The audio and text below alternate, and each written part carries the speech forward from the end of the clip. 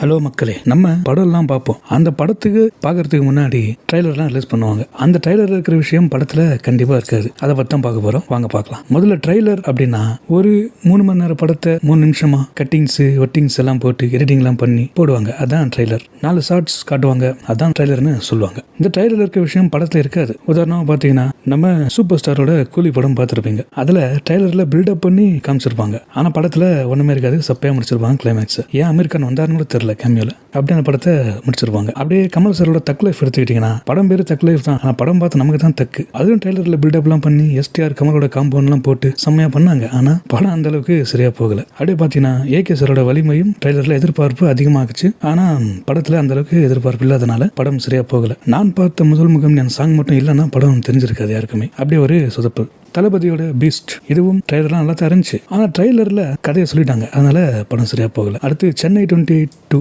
இது சென்னை 28 பார்ட் 1 ரொம்ப எதிர்பார்ப்போட அதிகமா இருந்தது. ட்ரைலர்லயும் நான் வந்துட்டேன்னு சொல்லி டைலாக் எல்லாம் போட்டு பிரேம்ஜி பில்டப் பண்ணாரு. படம் பார்த்தா மைண்ட் வாஸ் எப்படி தெரியுமா இருக்கும், ஏன்டா வந்தீங்கன்ற மாதிரி ஆயிடுச்சு. இப்படி எல்லாம் தமிழ் சினிமாவில் சொதப்பிருக்காங்க. ட்ரைலர் ஒரு மாதிரியும் படம் ஒரு மாதிரியும். ட்ரைலர் எப்படி உருவாக்குவாங்க அப்படின்னா நல்ல பிஜிஎம்லாம் போட்டு நல்ல மாஸாக காட்டுவாங்க. எக்ஸ்ட்ரா சில சீன்ஸ்லாம் போட்டு படத்துக்கு ஹைப் ஏற்றுவாங்க. நம்மளும் அந்த ஹைப்போட படம் பார்த்தா நமக்கு ஐயோன்ற மாதிரி ஆயிடும். அப்படியே ஒரு சில படங்கள்ல சொதப்பிருக்காங்க நிறைய பேர். பார்த்தீங்களா இப்படி எல்லாம் இது பண்றாங்கன்னு. என்னதான் படத்துக்கு பிஜிஎம் ஸ்டோரி எல்லாமே இருந்தாலும் சாங்ஸ் தான் நல்லா இருந்தாலும் கூட திரைக்கதையில ஒரு பிழை ஆச்சுன்னா எல்லாமே பிழையாயிடும். இப்படிதான் தமிழ் சினிமாவோட நிலைமை இருக்கு. அதாவது டிக்கெட் புக் பண்ணி போறவங்க ட்ரைலரை பார்த்துட்டு போங்க, நான் வேணாம்னு சொல்லல. ட்ரைலரை பார்த்துட்டு இதுதான் கதையா இருக்கும்னு முடிவு பண்ணிட்டு போனீங்கன்னா நம்ம கதை வேற மாதிரி ஆயிடும். அதனால படம் ரிலீஸ் பண்ண ட்ரைலர் பார்க்கறது தப்பு கிடையாது. ட்ரைலரை பார்த்துட்டு கதையை முடிவு பண்ணாம போங்க. கதையை முடிவு பண்ணிட்டு போறதுதான் தப்பு. நம்ம ஒன்று யோசிச்சிருப்போம், டைரக்டர் ஒன்று யோசிச்சிருப்பாரு. சொல்லுவாங்கல்ல, நம்ம ஒன்று நினைக்கிறோம் தெய்வம் ஒன்று நினைக்கிறதுன்னு சொல்லுவாங்கல்ல, அந்த மாதிரி நம்ம ஒன்று நினைப்போம் அவங்க ஒன்று நினைப்பாங்க. இப்படிதாங்க தமிழ் சினிமா இப்படி இருக்கு. 90s 80s தமிழ் சினிமா எப்படி இருந்துச்சுன்னு தெரியல. இப்போ நம்ம பார்க்குற தமிழ் சினிமா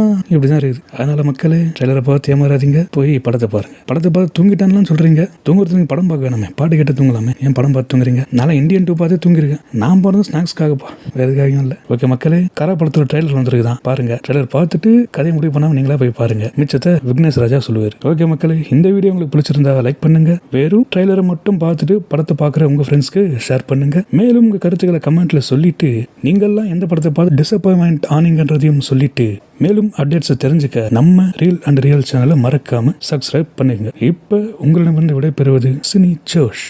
மாப்பிள்ளை இவர் தான், ஆனா போட்டிருக்க ட்ரெஸ் எந்த